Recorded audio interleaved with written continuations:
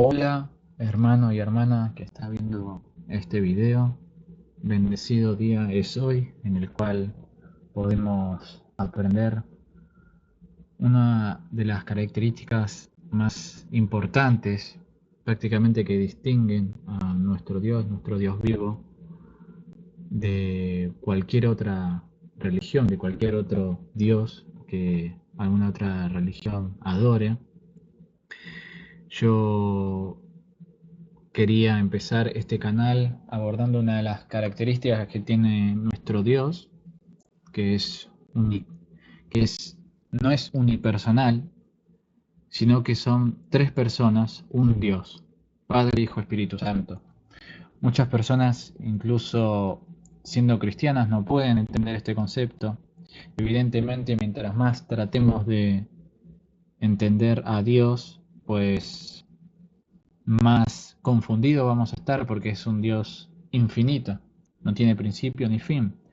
Sin embargo, nosotros como siendo seres creados, que tenemos principio y fin y somos finitos, pues uno no puede entender la majestuosidad que tiene nuestro Dios, ¿verdad? Entonces, en este primer video del canal, esperemos que sea un primero de muchos, quería abordar el tema de el Dios Trino, ¿verdad? Padre, Hijo, Espíritu Santo, pero no desde el Nuevo Testamento, sino desde el Antiguo Testamento, porque muchas personas creen que el Dios del Antiguo Testamento, el Dios de Moisés, es completamente distinto al Dios del Nuevo Testamento, y no es así. Ya desde el Antiguo Testamento ya vemos que una de las principales características de nuestro Dios, el Dios vivo, el Dios de la creación, es que son tres personas. Pero uno no debe confundir que al ser tres personas son tres dioses separados, ¿no? Que los cristianos adoramos a tres dioses, no. Es un Dios que es Padre Dios, Hijo Dios y Espíritu Santo Dios. Todas esas, las tres personas de la Santa Trinidad es Dios. Y es una de las características que tiene nuestro Dios Trino, que trabaja de una manera que su voluntad es única, es decir, que la voluntad del Hijo no es la misma que la del Padre, y la voluntad del Padre es la misma que la del Espíritu Santo, es decir, es una sola voluntad. Y trabajan en perfecta sincronía y entre las tres personas de la Trinidad, evidentemente, como un ser finito que soy, no puedo este, explicarlo al 100%, porque de nuevo, es como tres personas pueden trabajar de manera uniquívoca, síncrona, ¿verdad? Amándose el uno al otro. Claro, es cuando uno se lo presenta así, es claro. Vemos en la vida, ¿verdad? Como hay muchas personas que tienen completamente distintas voluntades, distintos pensamientos. Es imposible concebir que exista un ser que sean tres entidades y trabajen las tres en perfecta armonía, en perfecto amor y en perfecta sincronía, ¿verdad? Porque nuestra naturaleza corrompida ya no nos permite ver su grandeza. Sin embargo, está ahí. Entonces, quería empezar desde el Antiguo Testamento, donde desde la creación ya se nos informa que nuestro Dios es más de una persona. No es unipersonal, sino es más de una persona, ¿verdad? Entonces, vamos a empezar leyendo Génesis, el primer capítulo de Génesis, versículo 1 al 2, que dice: en el principio creó Dios los cielos y la tierra. ¿Ok? Es bastante simple, ¿verdad? Es un solo Dios que creó los cielos y la tierra, ¿verdad? Pero fíjense qué interesante. Dice el segundo versículo: y la tierra estaba desordenada y vacía, y las tinieblas estaban en la faz del abismo, y el Espíritu de Dios se movía sobre la faz de las aguas. Recordemos que como cristianos nosotros sabemos que el Espíritu Santo es el Espíritu del Padre, que procede del Padre, ¿verdad? Y ya desde el principio, desde Génesis, ya nos dice, y el Espíritu de Dios, y lo separa, porque dice Dios, ¿verdad? Al principio, y luego dice el Espíritu de Dios, ¿no? Entonces ya ahí tenemos una pauta en el que, hey, acá hay algo que es bastante llamativo, ¿verdad? Estaba solo Dios al principio, no había nadie con él, y sin embargo, vemos que separado hay otra entidad que es el Espíritu de Dios, ¿verdad? Bueno, es algo llamativo, ¿verdad? Bueno, son dos personas acá, ¿no? Entonces uno avanza un poco más y va a Génesis, cuando Dios, el versículo 26, creó a el hombre. Entonces dijo Dios, hagamos, ¿cómo hagamos? Hagamos al hombre a nuestra imagen, conforme a nuestra semejanza.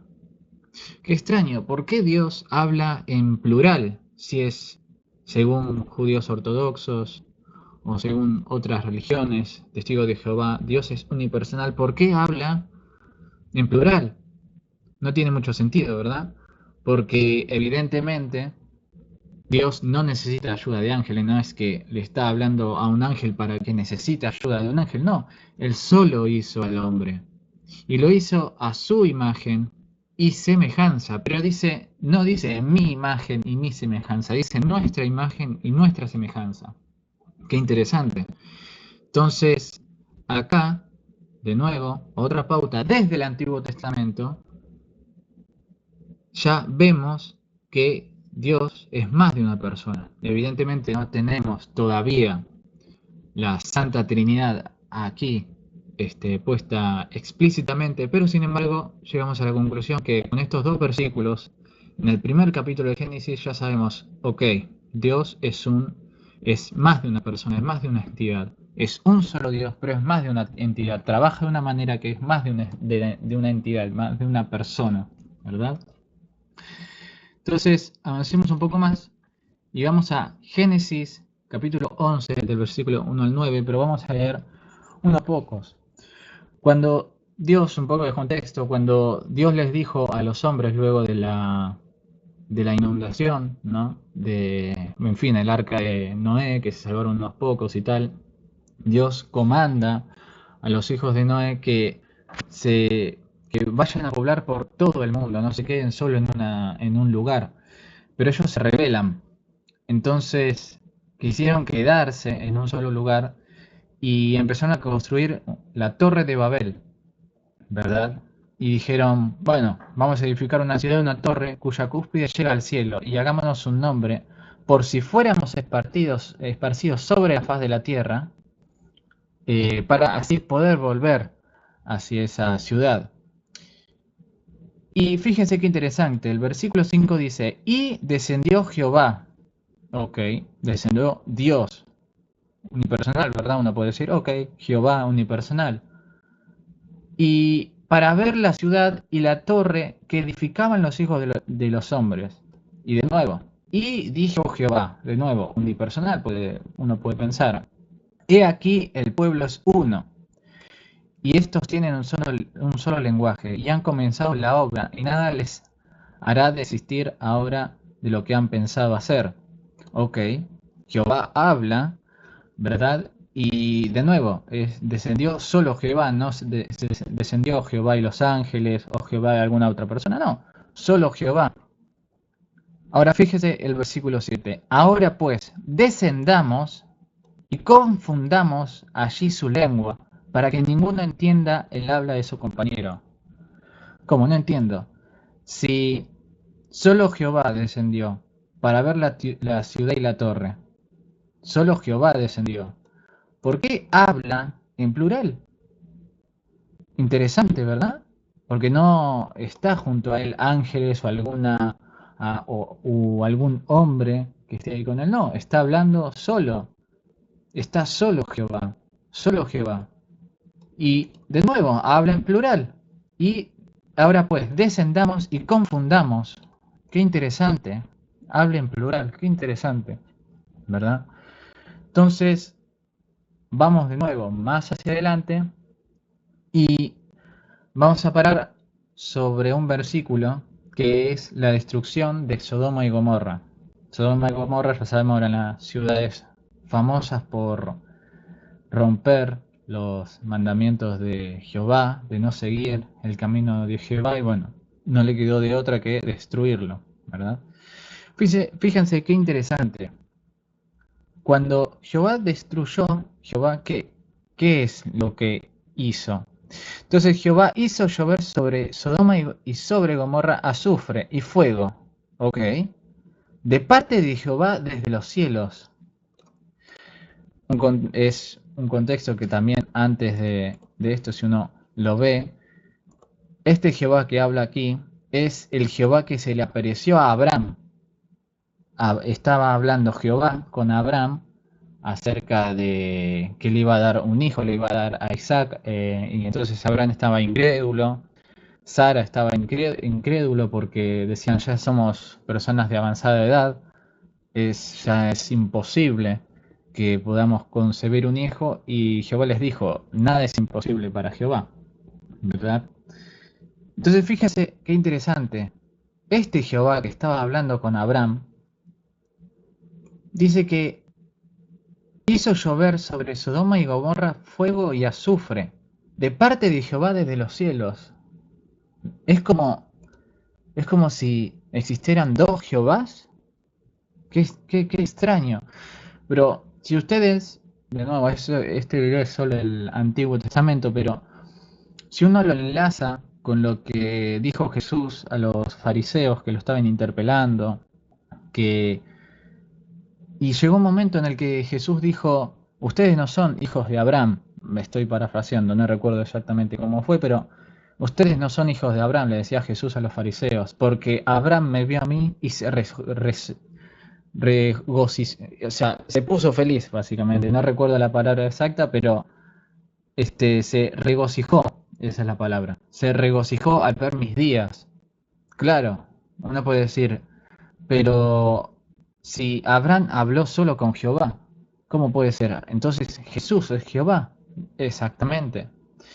Jesús aplicó esa misma, porque la única vez que vemos que Abraham y Jehová estaban cara a cara fue en ese interín, ¿verdad?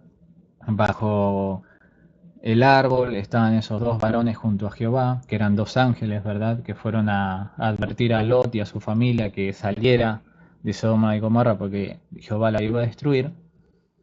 Claro, si uno enlaza, ¿verdad?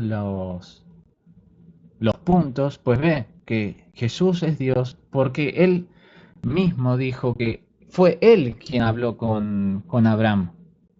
Y acá el mismo texto nos dice, Jehová hizo llover sobre Sodoma y Gomorra a fuego y azufre de parte de Jehová desde los cielos. Es decir, conectando los puntos, Jesucristo, Hijo, hizo llover fuego y azufre por parte del Padre, Padre Celestial, desde los cielos. Qué interesante, ¿no? Conectando el Nuevo Testamento con el Antiguo Testamento, uno saca esas conclusiones. Pero vayamos más adelante, Génesis 28, del versículo 10 al 22, cuando Dios se le aparece a Jacob en Betel. Se le aparece en un sueño, ¿verdad? Y básicamente, en fin, le dice que su descendencia será como el polvo de la tierra. Y fíjense qué interesante que dice, yo soy Jehová, ¿no? Jehová se le aparece en un sueño y dice, yo soy Jehová. Unipersonal de nuevo, ¿verdad? Entonces, fíjense que cuando tuvo este sueño, Jacob a la mañana tomó una piedra que había puesto de cabecera porque se había dormido sobre esa piedra y bueno, derramó aceite encima y llamó ese lugar Betel. Interesante. Y acá dice que se le apareció Jehová, ¿verdad? Jehová es Jehová Dios. ¿Por qué me interesa esta parte? Porque si adelantamos un poquito más, vamos a Génesis 31, 11, 13. Y me dijo el ángel de Dios en sueños, Jacob. Y yo dije, heme aquí. Y él dijo, alza tus ojos ahora, y verás que todos los machos que cubren a las hembras son lisiados, pintados y abrigados, porque yo he visto todo lo que Labán te ha hecho. Y fíjense qué interesante. Un ángel de Dios, se le aparece en sueños a Jacob, ok, un ángel, cualquiera, ¿verdad? No, porque acá dice, yo soy el Dios de Betel, donde ungiste tu piedra. Claro, pero acá, si vamos, Dios se aparece a Jacob en Betel, pero acá hay un ángel, ángel de Dios, ¿verdad? Que dice que es el Dios de Betel. Ok, interesante, ¿verdad? Un ángel que se arroba el título de Dios y le dice, yo soy el Dios de Betel, yo soy el Dios al cual ungiste esa piedra, hiciste ese, en fin, ¿no? Es la piedra que ha puesto por señal, que sería la casa de Dios, ¿verdad? Entonces, si uno va más adelante, ¿verdad? Génesis 32, 23, 30. Fíjense qué interesante. Jacob lucha con el ángel en Peniel. Un ángel cualquiera, de nuevo, otro ángel, aparentemente, que es distinto a este, supuestamente. Vemos que en otras traducciones incluso dice que Jacob pelea contra Dios, pero vamos a dejarlo como que es un ángel. Dice, y cuando vio el varón, o sea, un ángel varón, ¿verdad? Pelearon básicamente hasta que raya el alba. Jacob peleó contra este ángel para que le diera una bendición. Y cuando termina esa pelea, fíjese qué interesante. Y llamó Jacob el nombre de aquel lugar Peniel, porque dijo, vi a Dios cara a cara y fue librada mi alma. De nuevo, un ángel se le aparece a Jacob, otro ángel uno puede pensar, y dice, qué interesante, le llama Dios, que vio a Dios cara a cara y fue librada su alma. Como antes, ¿verdad? El ángel de Dios, supuestamente se le apareció en sueños y dice, yo soy el Dios de Betel, en el cual ungiste la piedra. Entonces, avancemos un poco más a Génesis 35, el capítulo 35, del 1 al 7. Y acá dice, Dios bendice a Jacob en Betel. Y dijo Dios a Jacob, levántate y sube a Betel. Y fíjese lo que dice. Y quédate allí y haz un altar al Dios que te apareció cuando huías de tu hermano Esaú. O sea, ve a Betel a hacer un altar al Dios que se te apareció cuando huías de tu hermano. A Jacob le dice. Pero ¿cómo, Señor? No entiendo. Si fue un ángel de Dios, no se le apareció Dios. Ok, entonces, se le apareció Dios, pero también hay un ángel. Ok, son dos personas de la Trinidad, el Padre Celestial y el ángel de Dios, que todavía no conocemos su identidad, pero más adelante vamos a saber o vamos a deducir quién puede ser. Pero acá estamos viendo que un ángel actúa como Dios, habla como Dios, y Dios le dice a Jacob que este ángel es el Dios de Betel, el Dios que se te apareció en Betel. Qué interesante, ¿verdad? El mismo Dios que nos dice que es el único Dios vivo, que los otros dioses de otras religiones son nada, son objetos inanimados, ¿verdad? Nos dice que le dice a Jacob que suba a Betel y le haga un altar al Dios que se te apareció. Pero claro, en Betel se le apareció el ángel de Dios. Qué interesante. Y acá dice, y edificó un altar y llamó al lugar el Betel, porque le había aparecido Dios cuando huía de su hermano. Interesante. Entonces, el ángel de Dios habla como Dios, actúa como Dios, y Dios le habla a Jacob y habla del ángel de Dios como si él fuera Dios. Le dice al Dios que se te apareció. Interesante, ¿verdad? Parece como si Dios hablara de la otra persona en la Santa Trinidad. Bien, avancemos un poco más. Génesis 48, del 15 al 16. Acá Jacob se estaba por morir y bendijo a José y a sus hijos. Y fíjense cómo es la bendición de Jacob a José. Escuchen. El Dios en cuya presencia anduvieron mis padres, Abraham e Isaac. El Dios que me mantiene desde que yo soy hasta este día. Ok. Uno puede decir, ok, Dios unipersonal, ¿verdad? Pero fíjense, versículo 16. El ángel que me liberta de todo mal, bendiga a estos jóvenes y sea perpetuados en ellos mi nombre. Qué interesante, porque dice, el Dios cuya presencia anduvieron mis padres, el Dios que me mantiene desde que yo soy hasta este día, el ángel que me liberta de todo mal. O sea, está hablando del ángel que se le apareció en Betel y que con el cual peleó también, que en el lugar llamado Peniel, le habla y bendice a José con el nombre del ángel y habla del ángel como si fuera Dios, no como una creación de Dios. Qué interesante, qué magnífico. Desde el primer libro, Génesis, nosotros vemos que Dios es más de una persona, es mucho más que una persona. Son tres personas, que es la Santa Trinidad. Entonces, vayamos un poco más adelante, Éxodo 23, y dice, el ángel de Jehová enviado para guiar a Israel. Dios le estaba hablando a Moisés y le dice, he aquí, yo envío mi ángel delante de ti para que te guarde en el camino y te introduzca en el lugar que yo he preparado.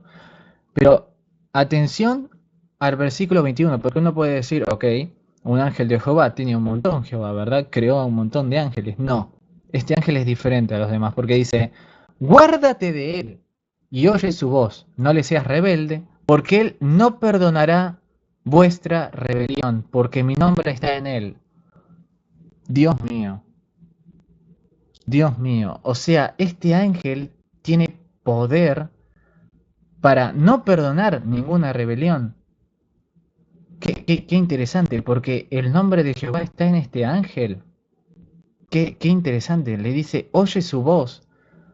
No es un ángel cualquiera. El nombre de Jehová está en este ángel, que está encargado para guiar a Israel. Interesante, ¿verdad? Vayamos un poco más adelante.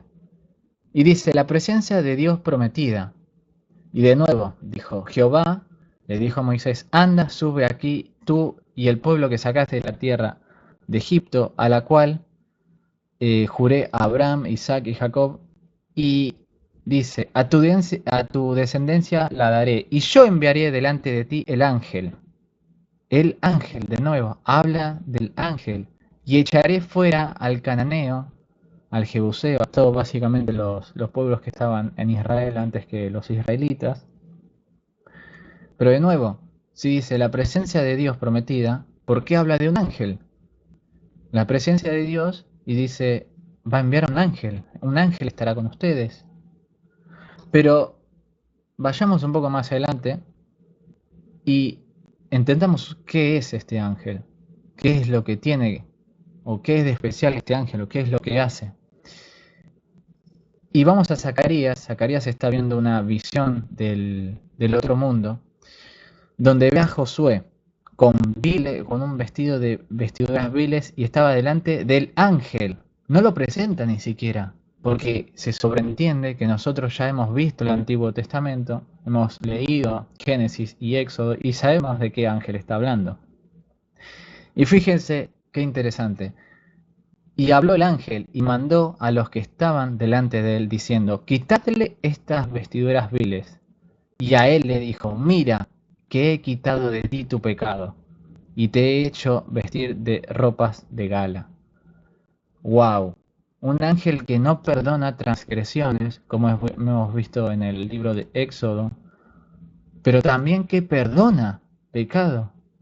Algo que solo hemos visto que Dios puede hacer, pero estamos viendo a un ángel, el ángel de Dios, el ángel el cual lleva el nombre de Jehová, puede hacer esto.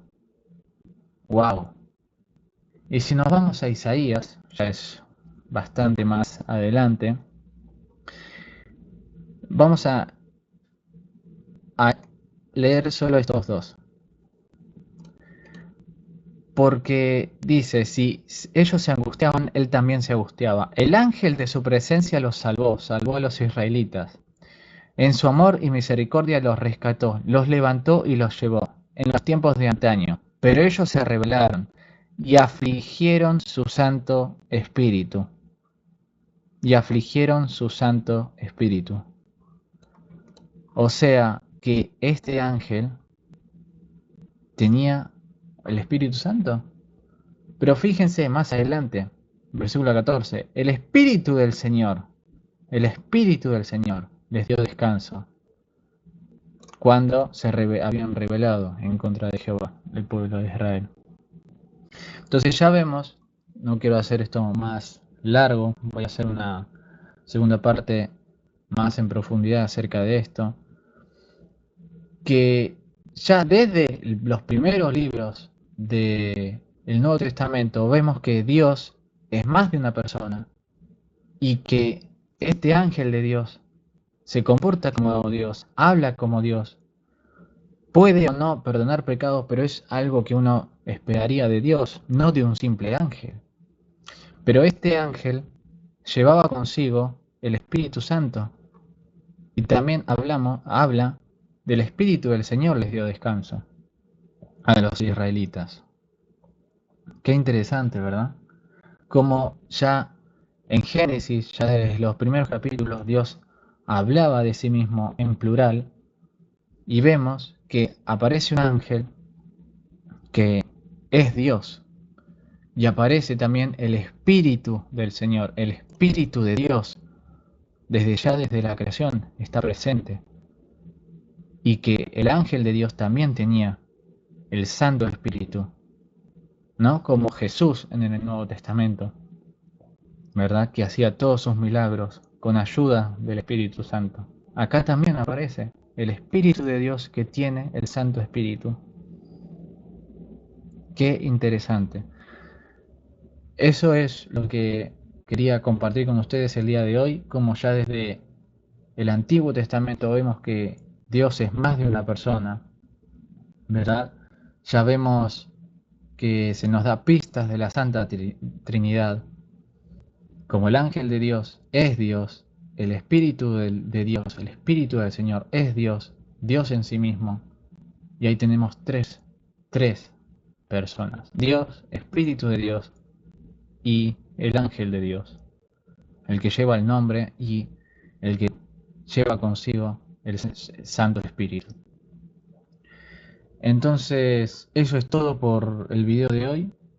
Un video que lo quería hacer corto, pero bueno, duró media hora, ¿verdad? Pero es algo que quería compartir con ustedes, como ya desde el Antiguo Testamento tenemos al Dios Trino presente, el Dios vivo, el único Dios al cual se merece la adoración, porque Él es el Dios de la creación y el Dios verdadero.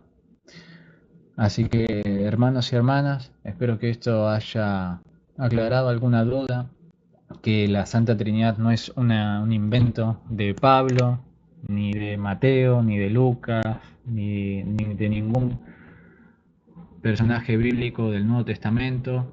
No es algo que lo inventaron los cristianos. Ya desde los judíos ortodoxos ya decían que había más de una potestad que actuaba como Dios en el cielo. Lamentablemente los judíos pervirtieron, ¿no? Manipularon el Antiguo Testamento para hacer parecer que Dios era solo una persona y por eso rechazaron a Jesús, pero la verdad no puede ocultarse por mucho tiempo. Así que esto es todo por el video de hoy. Que Dios los bendiga a todos y que tengan un muy buen día.